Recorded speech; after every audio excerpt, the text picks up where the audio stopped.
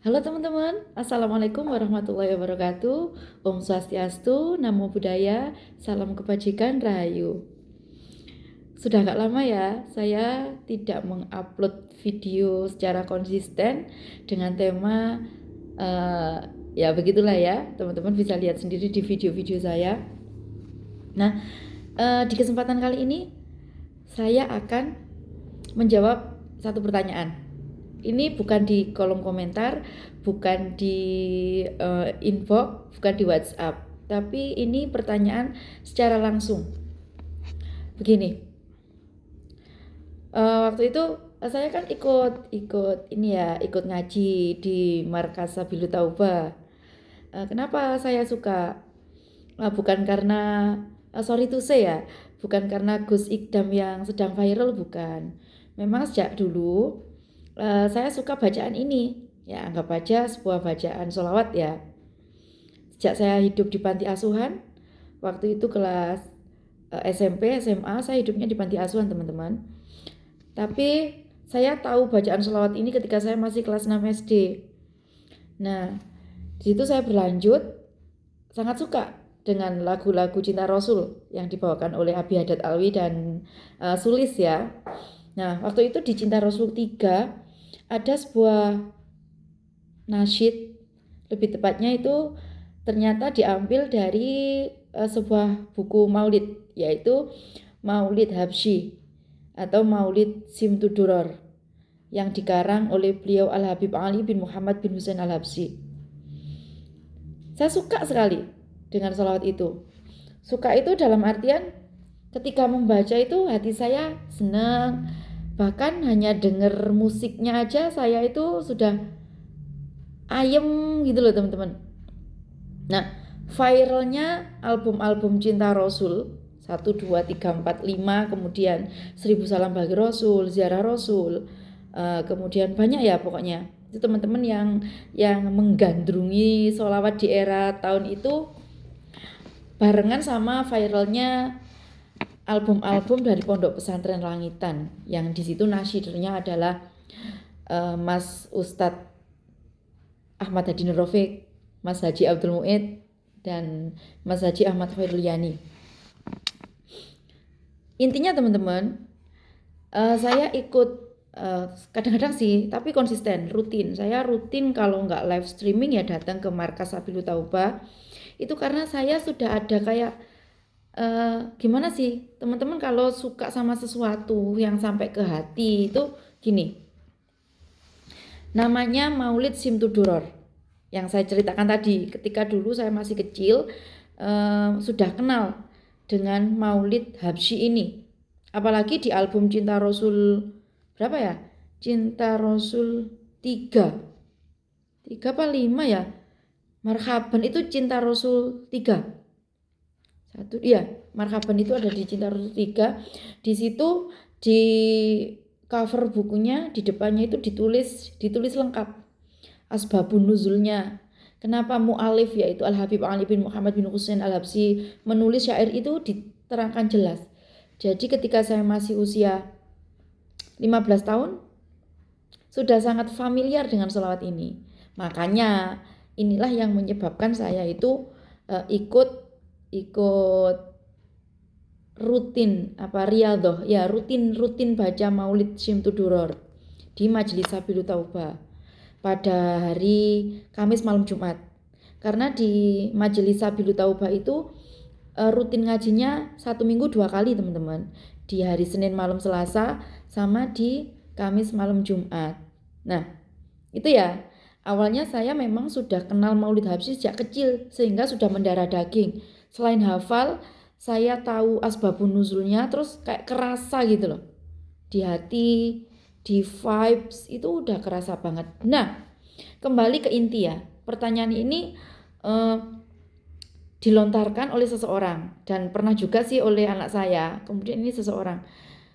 Ketika saya baca Maulid tersebut, apalagi ketika Mahalul Qiyam dan Mahalul Qiyam kemudian disambung sama sholawat burdah ya, itu otomatis tuh nangis gitu teman-teman. Otomatis saya nangis. Terus ditanya, kenapa sih kamu kok nangis? Saya Jawabnya juga bingung. Karena itu jujur saya rasakan otomatis, bener. Saya rasakan otomatis nangis. Nah, setelah saya ikut rutinan, kadangkala datang langsung, kadangkala online. Tapi saya nyimak dari awal sampai akhir, saya nyimak. Buku maulidnya juga saya baca. Dan saya hafal siapa-siapa yang Mas Hadroh ya, Mas Hadrohnya saya itu hafal.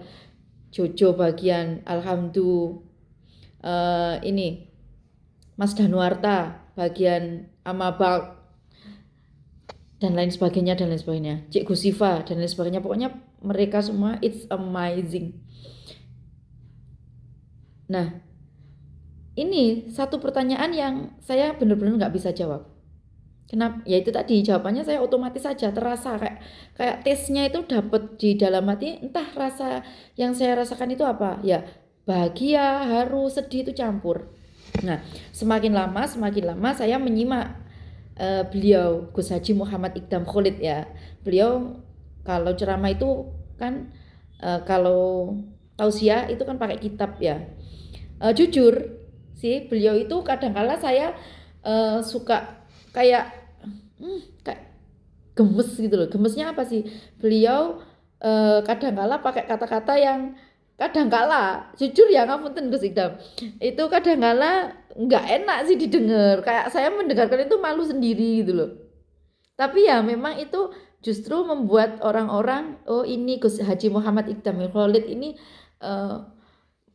merakyat, kemudian bahasanya enak dicerna, nggak melulu hanya fokus seolah-olah beliau adalah kiai atau dai muda, enggak begitu. Beliau bisa membaur. Kemudian lama-lama saya ikut rutin kan ya, baik online atau offline. Itu banyak hal yang saya rasakan, banyak perubahan dalam hidup saya sih. Dan setelah saya analisa dengan ilmu-ilmu sains, dengan kayak ilmu-ilmu yang sekarang lagi booming diperbincangkan, ilmu kesadaran, biofield, manifestasi dan lain sebagainya, istilahnya banyak banget ya. Itu sebenarnya saya sudah merasakan hal itu. Cuma saya nggak tahu istilahnya aja. Ya gampangannya ngomong, ternyata kalau kita orang awam, saya orang awam banget ya. Kalau dilihat dari segi dzurriyah, dari segi apa ya, keturunan, Gus Haji Muhammad Iqdam Khalid ini adalah bukan orang biasa. Artinya beliau adalah keturunannya gini, alim ulama, orang yang tirakat, orang yang punya keturunan silsilah keluarga itu itu tadi saya bilangnya al ulama warasatul anbiya. Jadi susunannya itu setelah penyebutannya, setelah para anbiya, para nabi itu adalah para alim ulama itu tadi. Dan Gus Haji Muhammad Iqdam Khalid itu barokai. Ya kadang saya itu suka bikin status beliau ketika bercandaan, ketika ngaji itu tak bikin status karena ya kayak saya bercandain gitu, tapi sebenarnya di balik perkataan beliau, pesan-pesan beliau itu kalau diterapkan dalam kehidupan sehari-hari sangat relate, ringan, relate. Saya bilang relate itu gini, cocok dengan hukum-hukum semesta yang saat ini lagi diperbincangkan. Apalagi saya seorang muslimah. Jadi sangat-sangat mencerminkan tuntunan kita, yaitu warisan Nabi, Al-Quran dan Al-Hadis. Coba teman-teman cerna. Bukan berarti ini saya FOMO kemudian ngajak teman-teman untuk menyukai maulid itu ya. Nah, tapi teman-teman rasain sendiri aja lah. Nanti tesnya akan terasa dan begitu juga manfaatnya sangat luar biasa. Gitu ya teman-teman ya. Lengkap sekali. Ilmu manifest, ilmu hening ada di Sabilu Taubah.